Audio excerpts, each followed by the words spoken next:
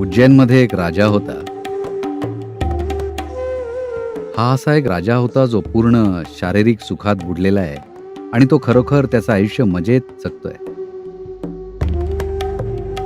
तर त्याला एक बायको होती. तिचं नाव होतं पिंगाला.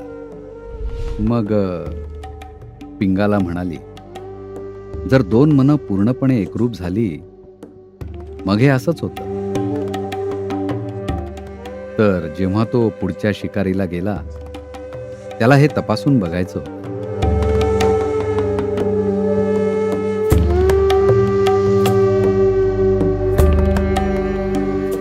उज्जैनमध्ये एक राजा होता. त्याचं नाव होतं भरतृहारी. त्यानेच शृंगार षटकम लिहिलं आणि नंतर वैराग्य षटकमही लिहिलं. शृंगार षटकम ही एक रचना आहे कवितांची, जी पूर्णपणे शृंगार आणि कामवासनेबद्दल आहे. वैराग्य षटकम हे पूर्णपणे वैराग्य आणि त्यागाबद्दल आहे.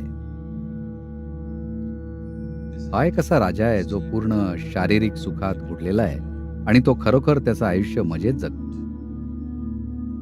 एक दिवस तो शिकारीला गेला आणि त्यानं एका नर हरणाला बाण मारला आणि त्याला ठार मारलं. जेव्हा हरिण खाली पडलं, तेव्हा मादी हरिण जी त्याच्यासोबत होती ती जागा सोडून जायला तयार नव्हती. स्वतःच्या जीवन धोक्यात घालून ती तिथेच उभी राहिली. हे बघून राजाला आश्चर्य वाटलं. स्वतःचा जीव वाचवण्याऐवजी ती तिथेच उभी आहे मरण्यासाठी. आणि हे जेव्हा घडत होतं तेव्हा एक सैनिक जो त्याच्यासोबत शिकार करत होता त्याला साप चावला आणि तो सुद्धा मेला. जेव्हा तो मेला तेव्हा त्याची बायको आली आणि जेव्हा त्याच्या चितेला अग्नी दिली गेली तेव्हा खूप कष्टाने त्यांनी तिला चितेपासून लांब ठेवलं, कारण तिला चितेत उडी घ्यायची होती. तर त्यानं त्याचं डोकं चक्रावलं. त्याच्यासाठी त्याचं जीवन फक्त स्वतःबद्दल होतं, त्याची सुख, त्याच्या आवडी आणि जे काही. जेव्हा त्यानं या हरिणाला पाहिलं आणि ही स्त्री जिला चितेत उडी घ्यायची होती, त्यानं तो एकदम गोंधळात पडला. तर त्याला एक बायको होती, तिचं नाव होतं पिंगाला. तर तो तिच्याशी बोलत होता आणि तो म्हणाला, बरं का, आज या दोन गोष्टी ज्या मी पाहिल्या त्यानं माझं मन पूर्ण गोंधळात पडलंय. मग पिंगला म्हणाली, जर दोन मनं पूर्णपणे एकरूप झाली तर हे असंच होणार. हे अगदी साहजिक आहे. यात काही आश्चर्य नाहीये, गोंधळून जाण्यासारखं काहीच नाहीये. जर दोन मनं खरोखरच एक झाली असतील त्यांच्या अनुभवात तर हे असंच होणार. अगदी सहज ती हे बोलून गेली. तर यामुळे तो आणखीनच गोंधळात पडला की त्याची पत्नी सुद्धा तेच म्हणतीये. त्याच्याकडे 500 बायका होत्या, त्याला काही हे समजू शकत नव्हतं. तर जेव्हा तो पुढच्या शिकारीवर गेला त्याला हे तपासून बघायचं होतं. त्यानं काय केलं की त्याचे कपडे प्राण्याच्या रक्तात भिजवले आणि राजवाड्याकडे पाठवले आणि पिंगालाला असं सांगण्यात आलं की राजा मेला, एका वाघाने त्याला मारलं.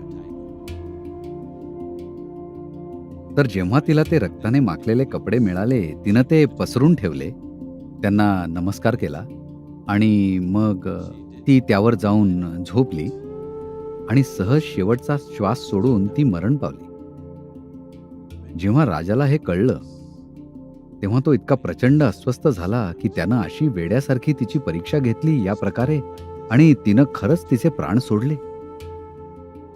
मग त्याने त्याचं राज्य सोडून दिलं आणि तो एक ऋषी बनला आणि त्यावेळी त्यानं वैराग्य षटकम लिहिलं.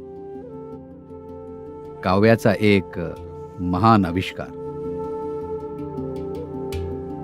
हे स्त्रीत्वाचं स्वरूप आहे. परिणाम काय होणार आहे ते महत्वाचं नाहीये. त्या क्षणातली उत्कटता आणि प्रेम जास्त महत्वाचं आहे. त्यातून काय घडेल यापेक्षा. The calculation of what's going to come out of it if it comes, that's very masculine. यातून काय मिळेल याचा हिशेब लावणं हा खूप पुरुषी स्वभाव आहे. पुरुषत्व हे कायम परिणामाविषयी विचार करतं. स्त्रीत्व परिणामविषयी विचार करत नाही. आत्ता काय महत्वाचं आहे याबद्दल असतं. तुम्ही काय करता किंवा दुसरे काय विचार करतात, हा स्त्रीत्वाचा स्वभाव नाहीये. त्यावेळीच्या भावना काय आहेत, हा स्त्रीत्वाचा स्वभाव आहे. त्याला विचारांची जोड नसावी का? हो, असलीच पाहिजे, जेव्हा जीवनाच्या सांसारिक पैलूंची गोष्ट येते. पण जेव्हा प्रत्यक्ष जीवनाचा विषय येतो, जर तुमच्या स्त्रीत्व नसेल, तर तुम्ही त्याचा आनंद घेऊ शकत नाही. तर हे स्त्रीत्वाचं स्वरूप आहे, की ते सक्षम आहे स्वतःच्याही पलीकडे जाण्यासाठी. फक्त तेच जे स्वतःच्या पलीकडे जाऊ शकतं, तेच आध्यात्मिक प्रक्रियेसाठी पात्र आहे. जे स्वतःला सुरक्षित ठेवू पाहतं, ते आध्यात्मिक प्रक्रियेसाठी पात्र नाही आहे. शांभवी हे असं काहीतरी आहे, जे तुमच्यातलं स्त्रीत्व प्रज्वलित करू शकतं. कारण जर तुम्ही स्वतःला बाजूला ठेवलं नाही, तर ते घडून येणार नाही. ही काही तुम्ही करण्याची गोष्ट नाहीये. हे तुम्ही घडू देण्याची गोष्ट आहे. शांभवीचा सर्वात सुंदर पैलू हा आहे, की तुम्ही खऱ्या अर्थानं ते करू शकत नाही. तुम्ही तिला घडू दिलं तर पुरासारखी भरून वाहेल ती. जर तुम्ही ती व्यवस्थितपणे, अचूकपणे करण्याचा प्रयत्न केला तर काहीच घडून येणार नाही. कारण नुसती क्रिया काहीच करू शकत नाही.